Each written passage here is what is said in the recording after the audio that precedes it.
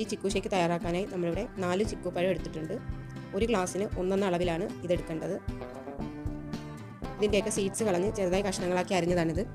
ഇത് നമുക്കൊരു മിക്സിയുടെ ജാറിലേക്ക് ഇട്ട് കൊടുക്കണം. ഇതിൻ്റെ അളവ് കൂടിപ്പോവുകയാണെങ്കിൽ ഇതിൽ ടേസ്റ്റിൽ വ്യത്യാസം വരും.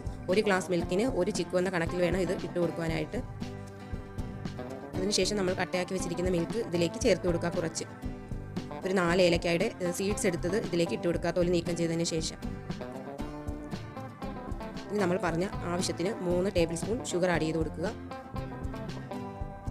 ഇനിയാണ് നമ്മൾ ഇതിനകത്ത് 2 ഇൻഗ്രീഡിയൻസ് ചേർത്ത് കൊടുക്കാൻ പോകുന്നത്. ഒരു 8ഓളം കാഷ്യൂ നട്ട്സും 2 ടീസ്പൂൺ ഹോർലിക്സും കൂടെ ഇതിൽ ചേർത്ത് കൊടുക്കുന്നുണ്ട്. ഇങ്ങനെ ചെയ്യുമ്പോൾ ഇത് വളരെ ടേസ്റ്റിയായ ചിക്കു ഷേക്ക് ആയിരിക്കും. എന്നിട്ട് ഇതൊന്ന് ബ്ലെൻഡ് ചെയ്തെടുക്കുക. അതിനുശേഷം വീണ്ടും ബാക്കിയുള്ള മിൽക്ക് ഒഴിച്ചു കൊടുത്ത് വീണ്ടും ഒന്നുകൂടെ ഒന്ന് ബ്ലെൻഡ് ചെയ്യുക. അപ്പോൾ നമ്മുടെ വളരെ ടേസ്റ്റിയായ ചിക്കു ഷേക്ക് തയ്യാറായി. ഇനി നമുക്കൊരു ഗ്ലാസ്സിലേക്ക് ഇത് സെർവ് ചെയ്യാം. ഇത് ഗാർണിഷ് ചെയ്യുന്നതിനായി കുറച്ച് പിസ്തായും കാഷ്യൂ നട്ട്സും നുറുക്കിയതും കൂടെ ഇതിലേക്ക്